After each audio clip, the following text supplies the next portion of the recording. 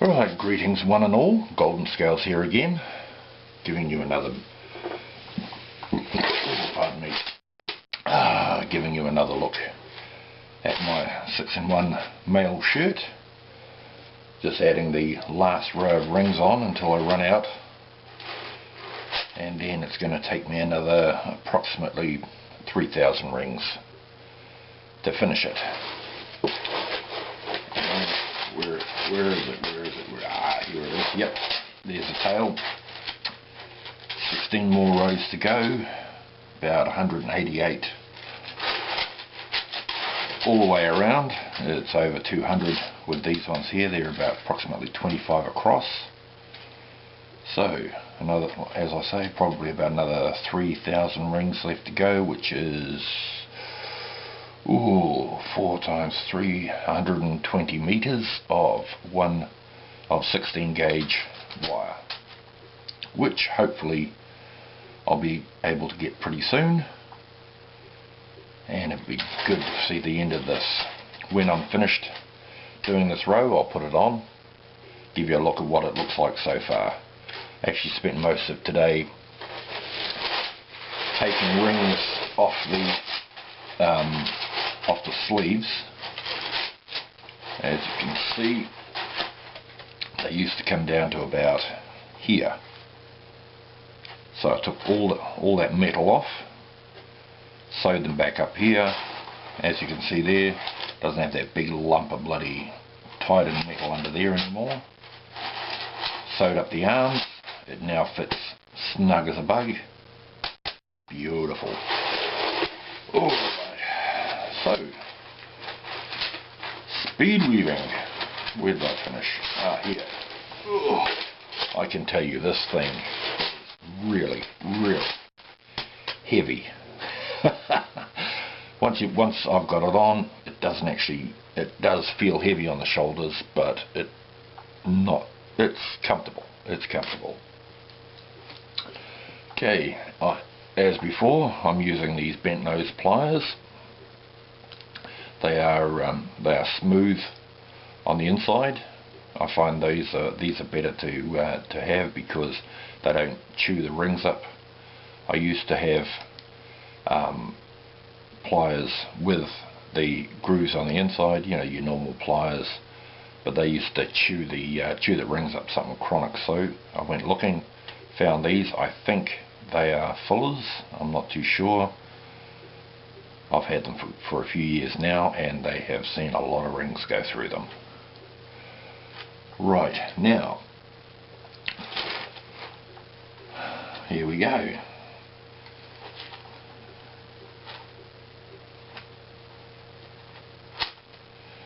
Right, these rings have been opened, and you can spend time, if you wish, opening the rings up before you put them on. It does make them easier to thread through, and makes it a lot quicker. Also, if you're going to spend time, I've found, opening rings so that you can do this, it actually gives you a lot of time to think about what project you're doing, because if you can see it in your mind, then it becomes more real, and the more you visualize what you're doing, the more you can the better understanding of what you've got and what you're doing. It becomes more logical, if you want to look at it that way. Now, this is more than really a hobby for me. I mean, I wouldn't mind if somebody called me up or sent me a message and says, "Hey bro, saw that shirt you made, can you make me one?" Yes, I could, easily. However, one thing I have to stress is that if you want me to make you a shirt, it's going to have to be money up front, because, quite simply, it takes a lot of wire to make a lot of rings. I mean, this shirt here, I've averaged it out to about 30,000 rings, approximately. So I've got to buy the wire, turn the wire into rings,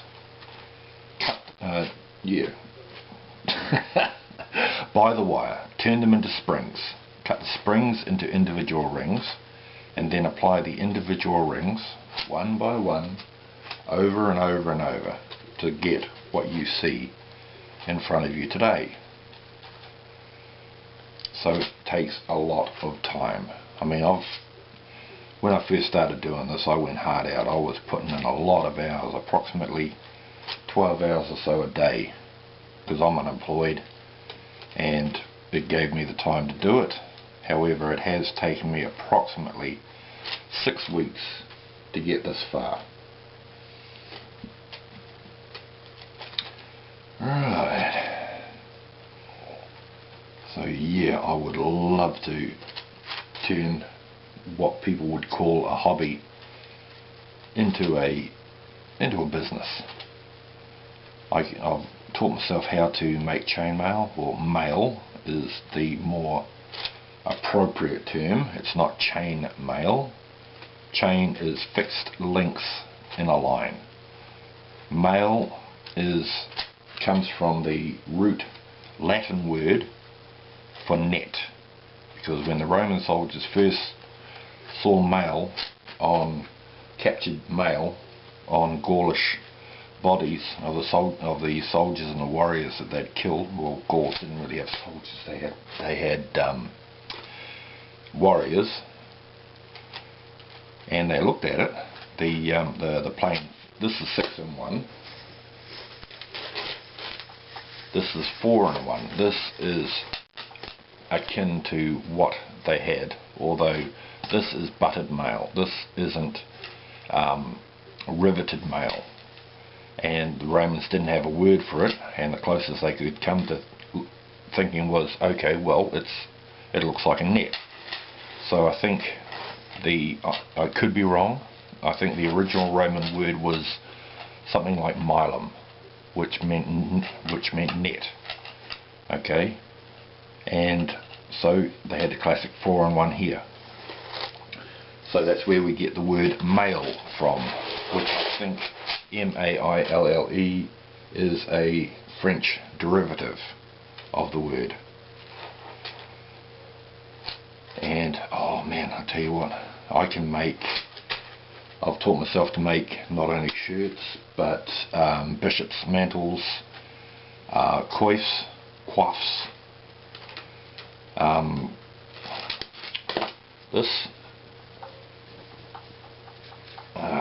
there we go. That's 6 in 1. Made the hook myself. I've made also jewellery. Okay, how's that for a wee pendant? Are we in shot? I hope we're in frame. There we go. That is a pendant. I've also made out of copper. Ooh, it's not that one. It's that one. There we go. Yeah, little wee things like that. I know it should be shiny, but I made this a while ago, and it's got dirty. Are we in frame? I hope so. Alrighty, that is 4 in 1. And I have also made, as I say, jewellery. Here we go. Little earrings. Are we in frame? I hope so. I can't see. Then we have another earring. There we go. I can also do box chain. I mean, this is a necklace, box chain necklace.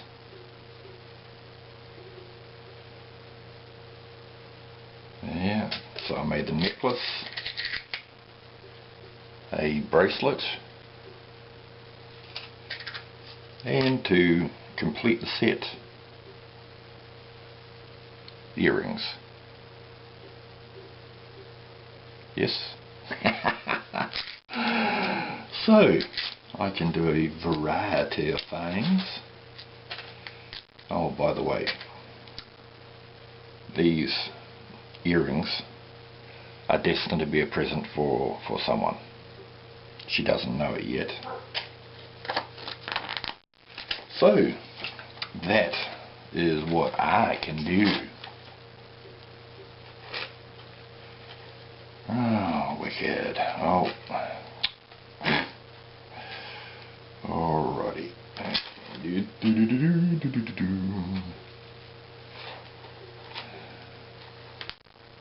So what I'm doing here is my version of speed weaving.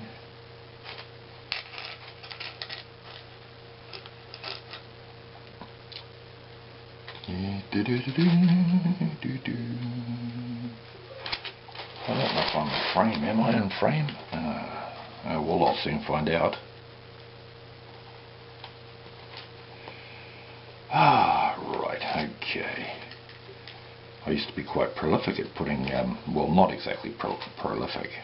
I mean, there are other guys there that, there's one particular English guy who's an outdoorsman. He makes on average one video